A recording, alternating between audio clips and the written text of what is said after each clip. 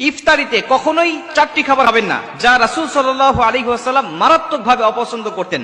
আর উম্মত হিসাবে রাসূল সাল্লাল্লাহু আলাইহি ওয়াসাল্লাম যেটা অপছন্দ করতেন সেটা আমাদেরকেও বর্জন করতে হবে। রাসূল সাল্লাল্লাহু আলাইহি ওয়াসাল্লাম যেটা পছন্দ করতেন সেটা আমাদেরকে আঁকড়িয়ে ধরতে হবে। এই চারটি খাবার কি দেখেন, আমরা কিন্তু অনেকেই এই খাবারের পছন্দের তালিকায় চারটি খাবার রয়েছে। প্রথম দুটি খাবার হলো রাসূল সাল্লাল্লাহু আলাইহি ওয়াসাল্লাম বলেন কাঁচা পেঁয়াজ এবং কাঁচা রসুন, যা আমাদের অনেকের পছন্দের তালিকায় আছে এবং ইফতারির সময় আমরা পেঁয়াজের সাথে ছোলার সাথে খুব মজা করে এটা খাই। অথচ বুখারীর বর্ণনায় আল্লাহ রাসূল সাল্লাল্লাহু আলাইহি ওয়াসাল্লাম বলেন, বুখারী শরীফের 855 নম্বর হাদিস, আল্লাহ রাসূল বলছেন, আব্দুল্লাহ ইবনে জাবের রাদিয়াল্লাহু তাআলা থেকে বর্ণিত, তিনি বলছেন, যখন দেখবে যদি কোনো মানুষ কাঁচা পেঁয়াজ এবং কাঁচা রসুন খায়, সে যেন আমার নিকটে না আসে, এমনকি মসজিদের নিকটেও যেন না যায়। কেন? কাঁচা রসুন আর কাঁচা পেঁয়াজ খাওয়ার কারণে তার মুখ থেকে এক প্রকার দুর্গন্ধ বের হয়, যা ফেরেশতাদেরকে মারাত্মক কষ্ট দেয়, অন্য মুসলিম অন্য মুমিনদেরকে মারাত্মক কষ্ট দেয়। এজন্য কাঁচা পেঁয়াজ খেয়ে যেন সে মসজিদের দিকে না আসে। এখন বলতে পারেন যে হুজুর, তাহলে কাঁচা পেঁয়াজ খাওয়া কি নাজায়েজ? এটা কি গুনাহের কাজ? কাঁচা পেঁয়াজ খাওয়া নাজায়েজ নয়। আল্লাহ রাসূল সাল্লাল্লাহু আলাইহি ওয়াসাল্লাম আমাদেরকে দুর্গন্ধ জিনিস থেকে বেঁচে থাকার জন্য আমাদেরকে বলে দিয়েছেন। আপনার যদি একান্তই যদি অভ্যাস হয়ে যায় যা কাঁচা পেঁয়াজ না খাইলে আপনার ভালো লাগে না, আপনি এই সময় খাবেন না। কারণ ইফতার করার পরেই আপনাকে নামাজে দাঁড়াতে হবে।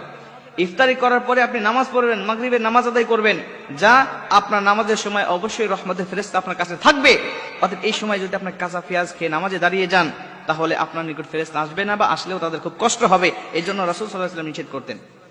আরেকটা হাদিসের মধ্যে আসছে, আল্লাহ রাসূল সাল্লাল্লাহু আলাইহি ওয়াসাল্লাম একটি দাওয়াতে গেলেন, যাওয়ার পর দেখলেন যে কাঁচা পেঁয়াজ দিয়ে তিনি সালাদ বানিয়েছেন। আল্লাহ রাসূল বললেন, এটা কে বানিয়েছে? ভিতর থেকে উত্তর আসলো যেটা এটা ঘরের এক মহিলা বানিয়েছেন। তিনি বলছেন যে না, এটা আমি খেতে পারবো না, এটা নিয়ে যাও। কেন? এটা খেতে পারবো না এই জন্য যে আমার সাথে ফেরেশতা থাকে, আর এটা খেলে আমার ফেরেশতাদেরকে খুব কষ্ট দেয়, অতএব এটা আমি খেতে পারবো না। নাসাই শরীফের বর্ণনায় আসছে, আল্লাহ রাসূল সাল্লাল্লাহু আলাইহি ওয়াসাল্লাম বলছেন, তোমরা পেঁয়াজ খাবে কিন্তু রান্না করে খাবে, যাতে এই দুর্গন্ধটা দূর হয়ে যায়। এজন্য প্রথম দুটি তালিকায় আমাদের রয়েছে কাঁচা পেঁয়াজ এবং কাঁচা রসুন। এটা আমি একসাথে বললাম এর জন্য, কারণ একই হাদিসের মধ্যে এই কাঁচা পেঁয়াজ আর কাঁচা রসুনের কথা আল্লাহ রাসূল সাল্লাল্লাহু আলাইহি ওয়াসাল্লাম বলে দিয়েছেন। 3 নম্বরে আল্লাহ রাসূল সাল্লাল্লাহু আলাইহি ওয়াসাল্লাম বলেছেন যে অতিরিক্ত গরম খাবার তোমরা খাবে না। ইফতারির সময় দেখা যাচ্ছে যে তাড়াহুড়া করে রান্না করা হয়, আর আমরা খুবই ক্ষুধার্ত থাকার কারণে, খুবই ক্লান্ত থাকার কারণে আমরা তাড়াহুড়া করে গরম খাবারটা খেয়ে ফেলি। আল্লাহ রাসূল সাল্লাল্লাহু আলাইহি ওয়াসাল্লাম তিরমিজি শরীফে বর্ণনায় আসছে যে রাসূল সাল্লাল্লাহু আলাইহি ওয়াসাল্লাম বলছেন, যদি কেউ গরম খাবার খায়, এই খাবারের মধ্য থেকে সে কোনো বরকত পাবে না। আল্লাহ রাসূল বলছেন, গরম খাবারের মধ্যে কোনো বরকত রাখেন নাই আল্লাহ। এবং তিরমিজি শরীফের বর্ণনায় আসছে, আরেকটা বর্ণনায় আসছে রাসূল সাল্লাল্লাহু আলাইহি ওয়াসাল্লাম বলেন যে ধোঁয়াযুক্ত কোন খাবার আমি আল্লাহ রাসূল খাই নাই, আমি এটা অপছন্দ করতাম। আল্লাহ রাসূল কোন খাবারকে নাজায়েজ বলতেন না, খারাপ বলতেন না, কিন্তু অপছন্দ করতেন, এই শব্দটা তিনি ব্যবহার করতেন। এজন্য কোন গরম, অতিরিক্ত গরম খাবার এটা খাওয়া যাবে না। এটা বর্তমান চিকিৎসকও বলছে যে এটা খাইলে মানুষের শরীরে অনেক ক্ষতি হয়। 4 নম্বরে আল্লাহ রাসূল সাল্লাল্লাহু আলাইহি ওয়াসাল্লাম কোন দুর্গন্ধযুক্ত পচা এবং বাসি খাবার তিনি খাইতেন না। পচা বাসি খাবার খাইতেন না, এই বিষয়ে অনেক হাদিস আছে।